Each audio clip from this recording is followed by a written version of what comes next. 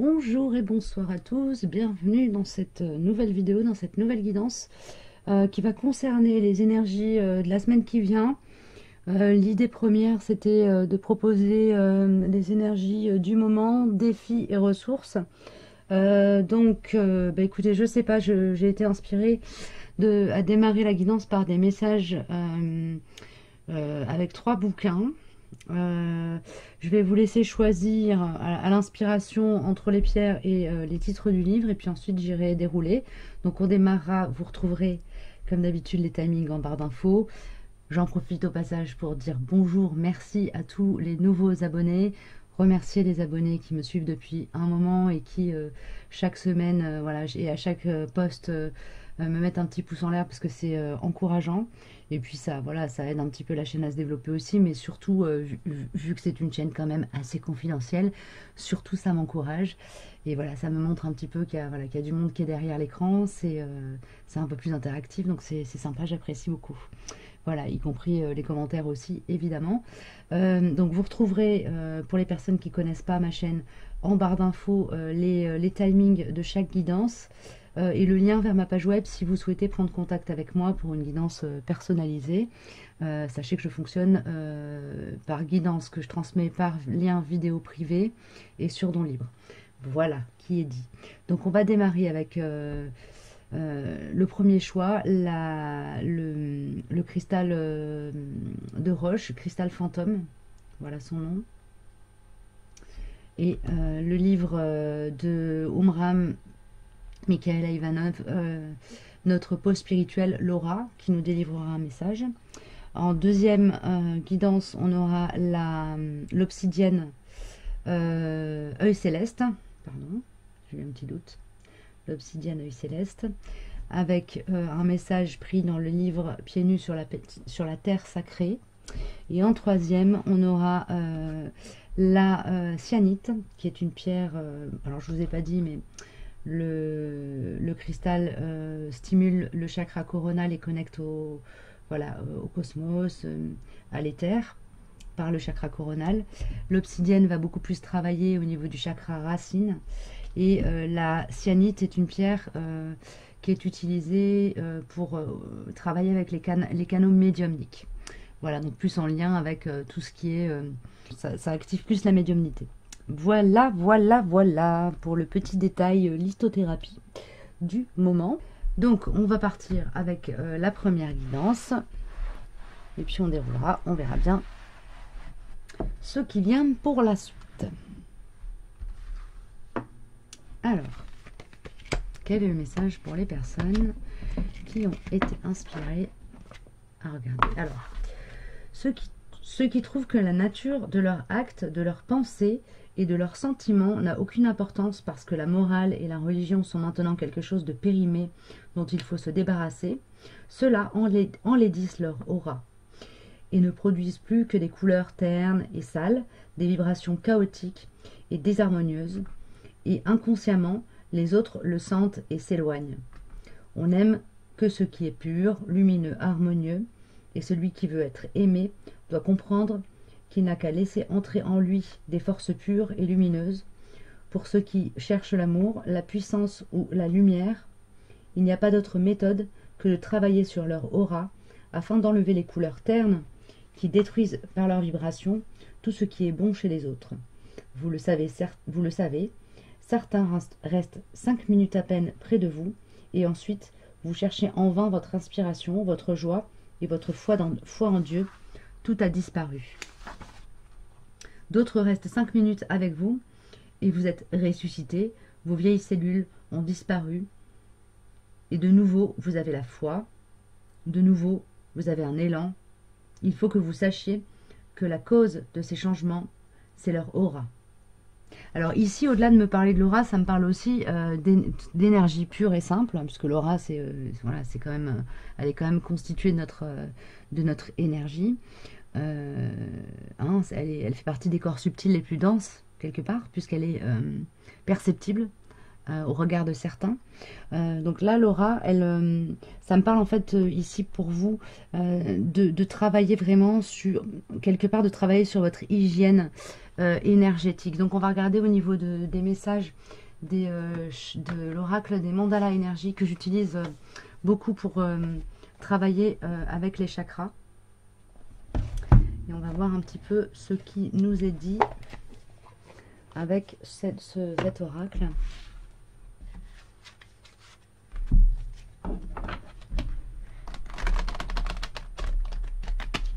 Alors bien évidemment, si ce message ne vous parle pas, ben, laissez-vous laisser. Hein, et vous allez voir une autre guidance ou sur une autre chaîne. Hein. Voilà, ne prenez pas ce qui ne vous résonne pas. S'il vous plaît. Merci. Alors ici, on a un travail de reliance chakra racine, non, chakra, pardon, sacré, plexus solaire et cœur. Et, ouais, plexus solaire. Ouais. Hop là, excusez-moi, la lumière fait qu'on ne voit pas forcément bien les cartes. Voilà. Alors, les messages purs et simples de ces cartes. La vision de ta vie. À quoi ressemblerait ta vie rêvée? En faisant appel à ton imagination et à tes plus belles sensations, commence à écrire en conscience le scénario de ta vie.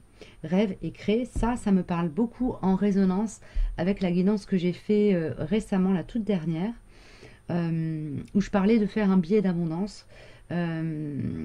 Voilà, vous êtes probablement dans cette vibe d'une des trois guidances dans laquelle je parlais de capacité à matérialiser en fait à partir de vos pensées, etc. Donc ici vraiment il s'agit d'être dans une pureté, dans une gymnastique excusez-moi, je suis fatiguée, j'ai du mal à trouver mes mots, dans une gymnastique, dans une hygiène énergétique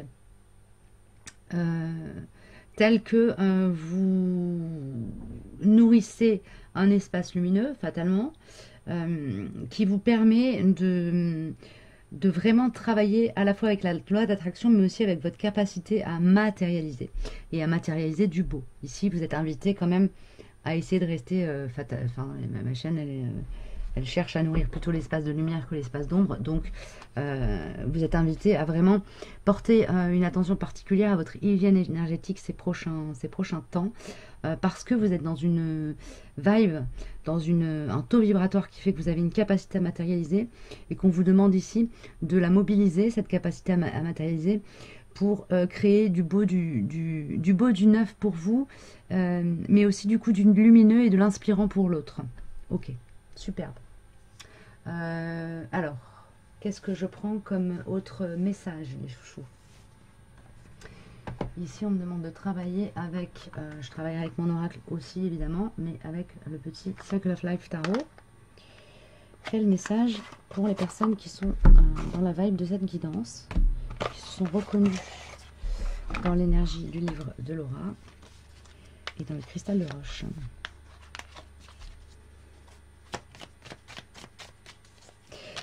Méditation positive, je vous lis le message de cette carte-ci. Méditation positive, pour accroître l'amour, la lumière, la joie, la santé et la plénitude dans ta vie, concentre-toi chaque jour de manière consciente sur toutes les choses merveilleuses et positives qu'il y a déjà dans ta vie. Je répète, pour accroître l'amour, la lumière, la joie, la santé et la plénitude dans ta vie, concentre-toi chaque jour de manière consciente sur toutes les choses merveilleuses et positives qu'il y a déjà dans ta vie. Je vous invite à prendre cette phrase, à la recopier et à vous la relire tous les matins ces 8 prochains jours. C'est ma prescription. Ok, ici, oui, il est possible que vous vous sentiez prise au piège, prise dans un guet-apens, le dos au mur, ou comment on dit, c'est quoi l'expression? C'est oui, au pied du mur, coincé, pris dans une impasse. Ok. Merci.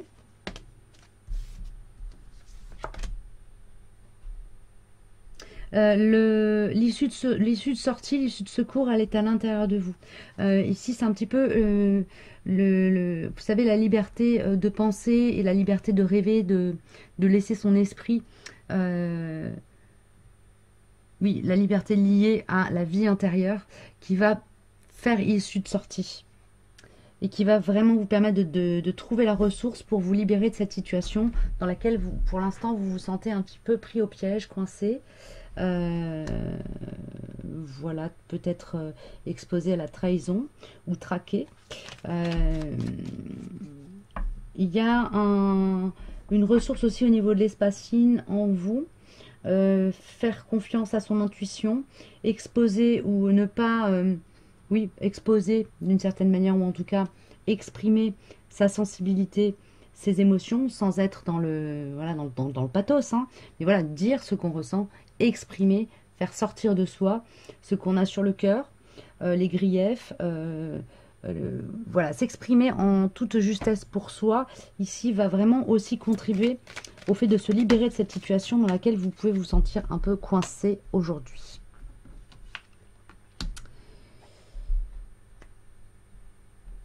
Oui, ici on est dans un... Il y a encore, à l'heure où je vous parle, c'est-à-dire que en gros là, vous étiez encore dans cette énergie jusqu'à présent, puis là, ça va se dénouer petit à petit. Vous allez passer de la part d'ombre à la part de lumière en vous. Ici, il y avait beaucoup de dualité, beaucoup de démons qui s'expriment, qui cherchent à prendre le dessus. Oui, on a un combat intérieur qui se manifeste. Ok, et qui contribue en fait à vous maintenir dans cette illusion que vous êtes coincé. Ici, la ressource, ça va être vraiment de travailler sur la pensée positive pour accroître l'amour, la joie, la lumière, la santé et la plénitude dans ta vie. Concentre-toi chaque jour de manière consciente sur toutes les choses merveilleuses et positives qu'il y a déjà dans ta vie. Projette le positif. À quoi ressemblerait ta vie rêvée en faisant appel à ton imagination et à tes plus belles sensations. Commence à écrire en conscience le scénario de ta vie, rêve et crée. Ici, en laissant libre cours aussi à votre intuition, sensibilité et pouvoir créateur au sens créer avec la matière, comme la femme crée porte la vie dans sa matrice. Ici, il y a quelque chose de cet ordre-là. Du lien, il y a un lien à faire entre... attendez, parce que je vais essayer de vous sortir ça de manière claire. Ici, vous sortez d'un espace de dualité où tout était, comment dire, en conflit. À chaque fois qu'il y avait un plus, il y avait un moins qui venait vous popper au regard. Ici, vous décidez de choisir d'aller dans la lumière. En tout cas, vous avez cette option-là pour vous sortir de cette situation bloquée, bloquante, ce genre de traquenard, cette impasse. La ressource est en vous. Saisissez le pouvoir créateur. Agissez avec fermeté et douceur, en alignement, dans le respect de votre être supérieur. Suivez sa guidance et l'issue s'ouvrira. Merci les chouchous, le message était superbe. Je vais vous prendre une... oui, c'est la part de lumière en vous aura le fin mot de l'histoire, si tant est que vous nourrissiez la lumière. Ok, je vais prendre, ah bah oui, avec mon oracle, un petit message, complément supplémentaire. Quel est le message? Alors, ok, ça c'est ce que l'extérieur peut vous apporter ou vous mettre sous le nez. Ah non, c'est trop les chouchous, beaucoup trop. This is beaucoup too much. Allez. Merci. Le flux, la vague, ok. Il est possible que vous soyez, comment dire, exposé à des éléments qui vous inspirent. Je t'attends. Que des gens vous ouvrent des opportunités, peut-être, vous tendent la main, vous montrent que si ici, si là où vous êtes à l'instant T, vous vous sentez coincé, bloqué, il y a des options qui s'ouvrent. Des propositions, des invitations, voilà, des signaux que la vie vous envoie et qui vous confortent petit à petit, disons, qui consolident petit à petit dans votre esprit le fait qu'il existe des portes de sortie, même si elles ne sont pas visibles à l'instant T, à l'œil nu. Ok, c'est tout? Ok, merci. Oui, vous êtes dans un cycle créateur, Mais pour rentrer dans ce cycle créateur, il faut accepter que pour qu'un cycle démarre et se crée, il faut qu'un autre prenne fin. Ok. Merci les chouchous. Parfait, parfait. Bah, écoutez, j'ai terminé pour cette guidance. Je vais passer à la guidance suivante pour l'obsidienne. Et on est parti pour la guidance pour l'obsidienne avec le livre Pieds nus sur la terre sacrée, qui pour ceux qui ne le connaîtraient pas, est pour moi un petit livre de chevet qui est un recueil de discours de chefs indiens qui ont été compilés par T.C. McLuhan, qui a récupéré tous ces textes-là. Bref. Alors,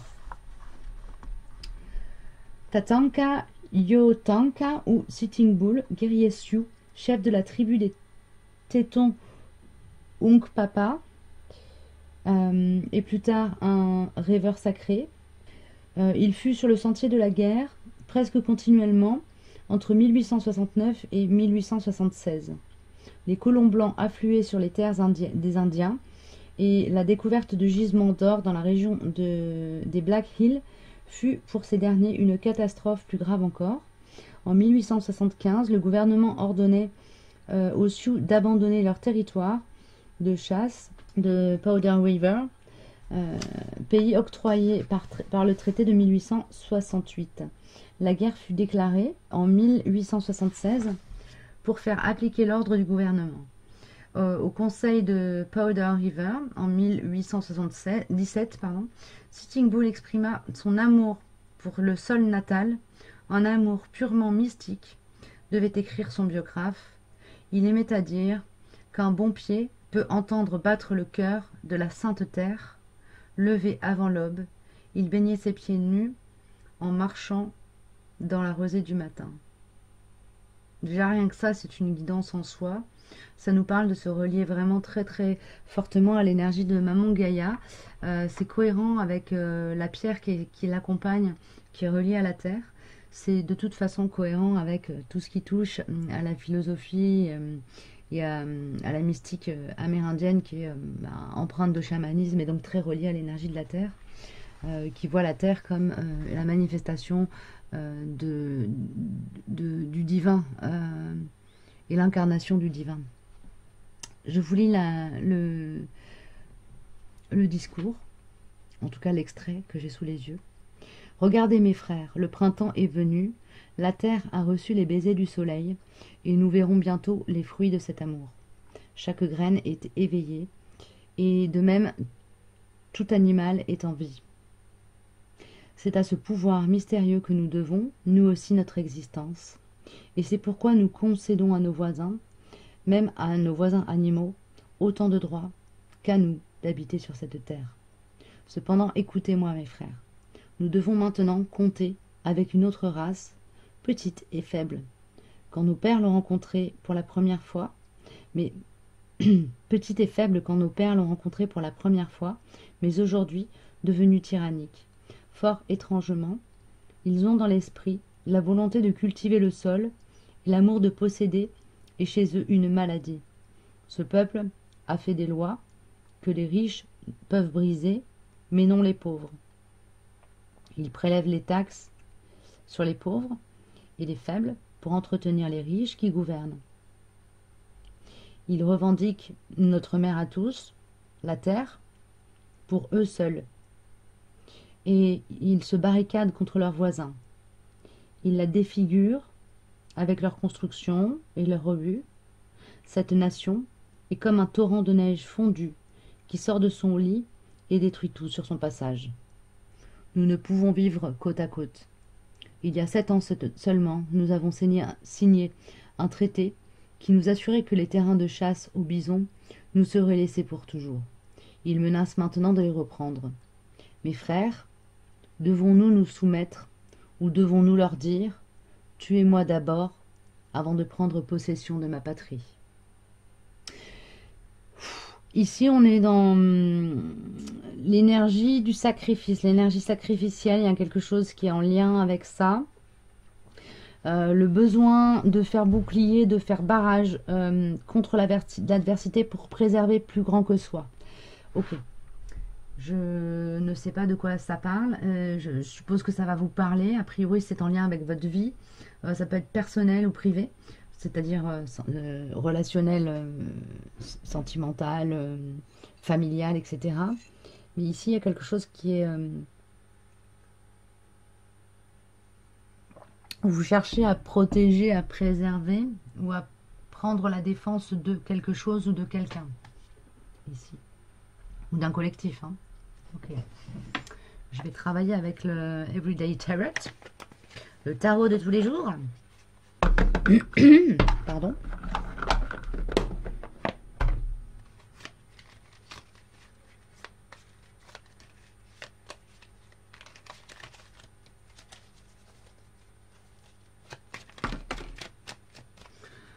Alors.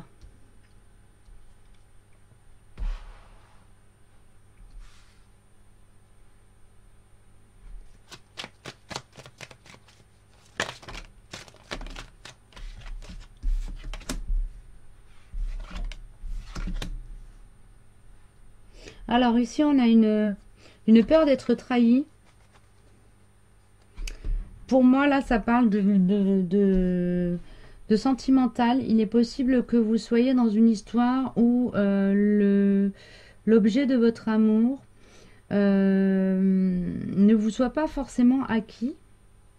Où vous vous sentiez peut-être sur la sellette, en danger d'être trahi. Il y a de la concurrence, il y a quelque chose comme ça ici que je ressens. Ça, c'est la photo de départ. Ok. L'invitation, c'est à sortir de cette énergie de cette volonté de posséder le fruit de votre amour pour simplement laisser l'amour sortir de vous et le partager. Ok, déjà, si vous passez de je veux posséder ou cette personne est mienne à je lui offre mon amour, vous risquez d'être vachement beaucoup moins trahi puisqu'il n'y a plus de contrat de loyauté entre l'un et l'autre. Chacun est libre de faire ce qu'il souhaite. Ok.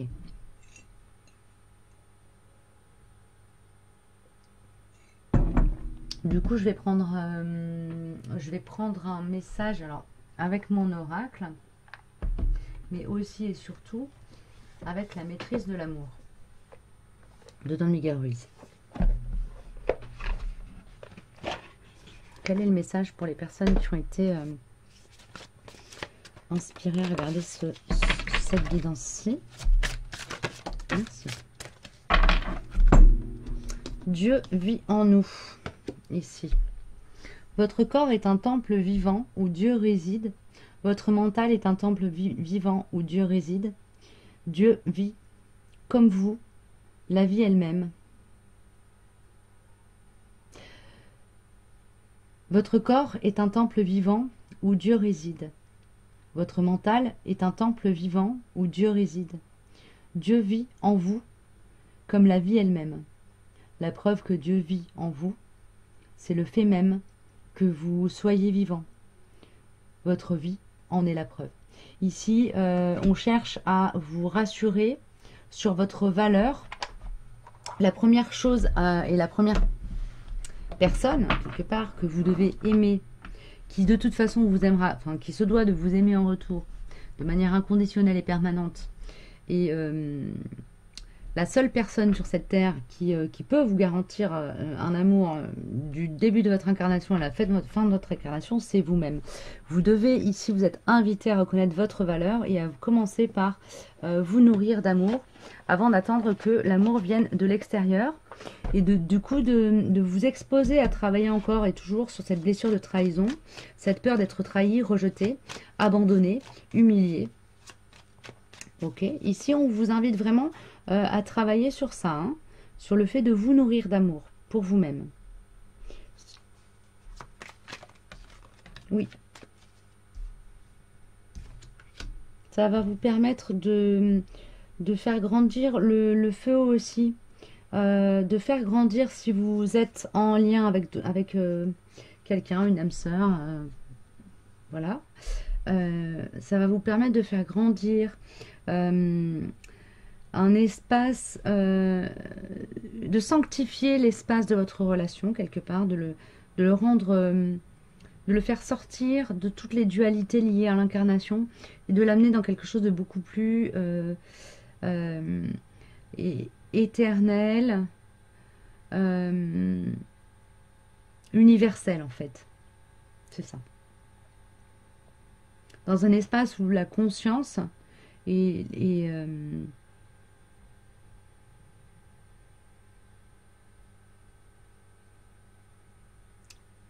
dans un espace en fait où les trois corps, euh, donc physique, émotionnel et spirituel, peuvent aller dans le même élan, s'exprimer dans le même élan et comment dire, aller en liberté en fait. Mais vraiment, le point de départ de tout ça, c'est le fait de vous nourrir d'amour. Hein. Ici, je suis face à des personnes qui finalement doutent de tout, doutent des autres, dans les relations qu'ils ont avec les autres, doutent des autres parce qu'avant tout, ils doutent d'eux-mêmes, de leur propre valeur, de leur légitimité à être aimé, à recevoir l'amour, l'attention, etc. Et du coup, ont tendance à, tout de suite, dès que l'objet de leur désir, de leur amour, de leur envie est au contact d'autres choses, d'autres personnes, se sentent sur la sellette. Ce qui, bon, parfois peut être justifié et parfois pas du tout. Donc ici, il s'agit de trouver le juste équilibre et de se sentir serein.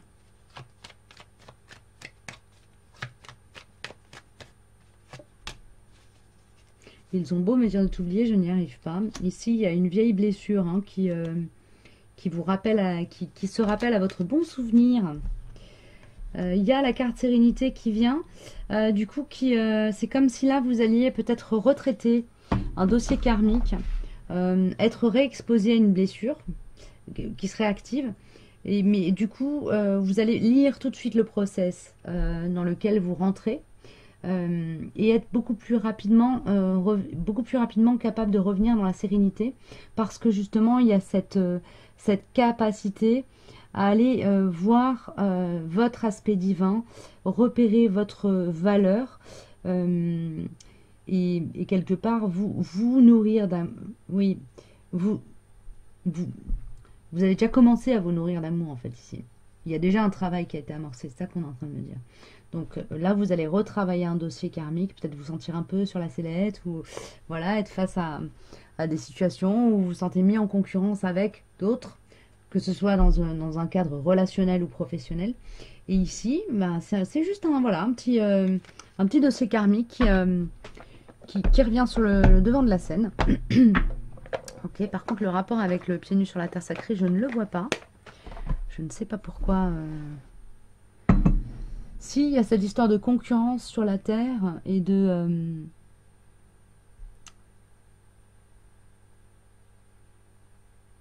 oui, de sortir de cet esprit de possession pour arriver dans un esprit où on se sent être avec le monde, aller avec. Il y a une notion aussi d'être humble face au monde. Le fait d'être humble face au monde ne nous donne pas l'impression que les choses nous sont dues et du coup permettent aussi d'accepter, de tolérer que certaines choses puissent nous échapper. Certaines situations. Voilà, je vous laisse voir où ça tape pour vous. Voilà, bah écoutez, j'en ai terminé pour ce message. On va aller voir pour le message number 3 avec la cyanite. Évidemment, si le message vous a pas parlé, vous pouvez aller voir une autre des trois guidances ou carrément voir sur une autre chaîne. Hein. Mais surtout, ne prenez pas si ça ne vous a pas parlé, si vous avez eu du mal à comprendre les messages, c'est que c'est pas pour vous, vous laissez. Hein.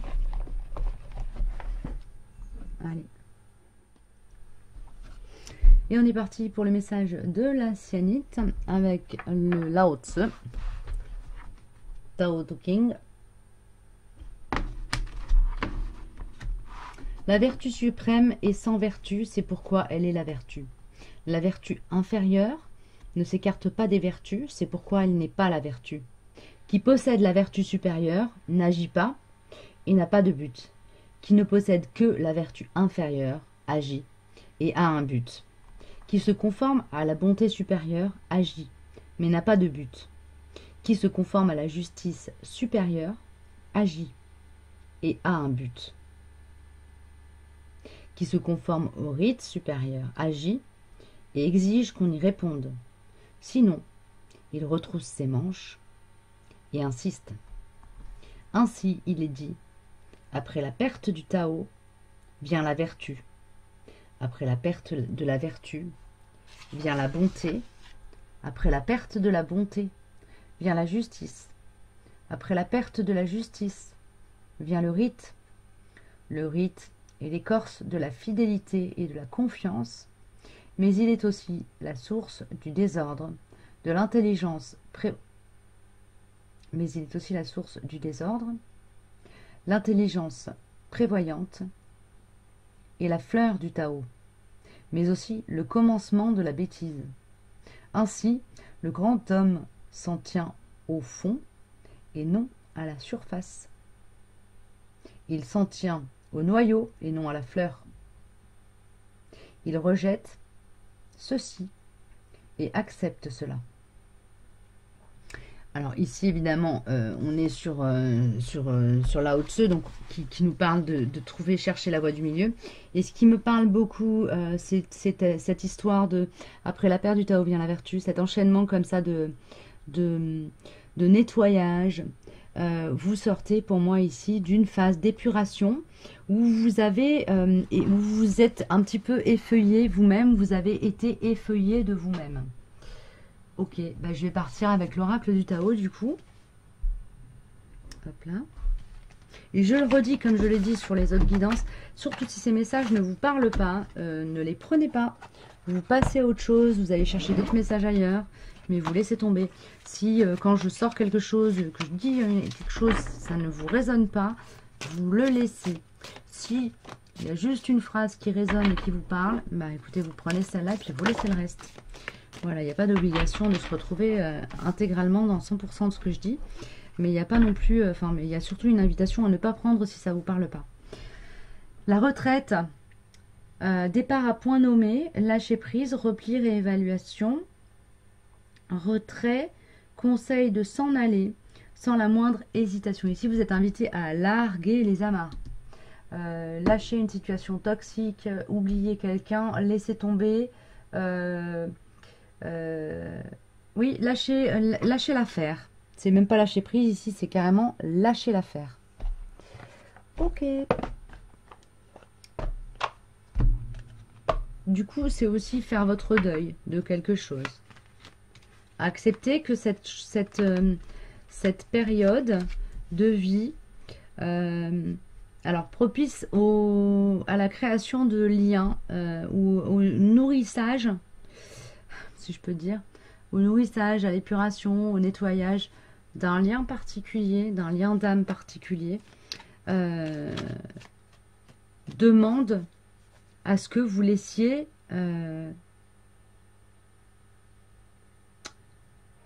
derrière vous, en fait, certaines parties de vous. Pour accéder à un espace plus grand de vous, vous avez besoin de temps, ça c'est sûr. C'est comme si vous étiez en train de demander à l'univers de vous laisser le temps, d'avoir un peu pitié de vous. Il y a une énergie comme ça de supplication ici que je ressens. Mais alors c'est peut-être un peu dur à entendre, mais il est temps en fait de mettre fin. Il y a une situation ici qui réclame, qui est arrivée à son terme, et c'est un peu comme si vous aviez la gangrène et que vous refusiez qu'on vous coupe le membre infecté. Vous allez mourir si vous laissez la nécrose se développer plus. Donc ici, il s'agit vraiment de mettre fin pour vous guérir, pour vous permettre d'aller mieux.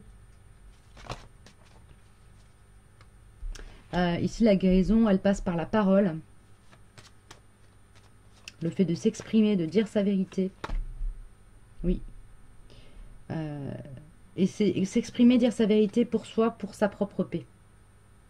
Et on a encore va-t'en ici. Donc il y a vraiment quelque chose à évacuer, à virer ou à quitter, à laisser derrière.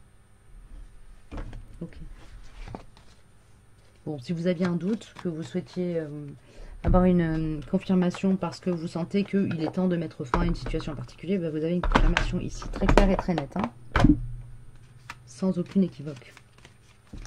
Alors, voyons un peu quelques précisions pour les personnes qui ont choisi la cyanite. Merci. Oui, ici, il y a des moments de partage, d'échange et de construction commune qui sont en attente derrière. Vous avez construit et partagé ce que vous aviez à construire et à partager.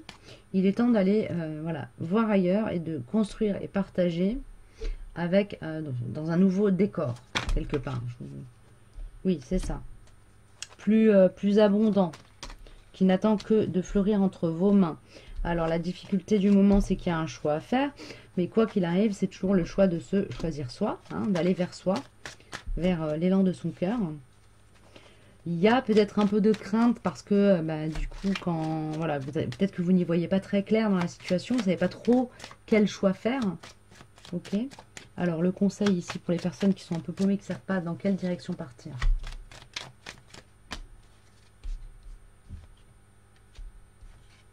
Dans la direction de la justice et de la justesse.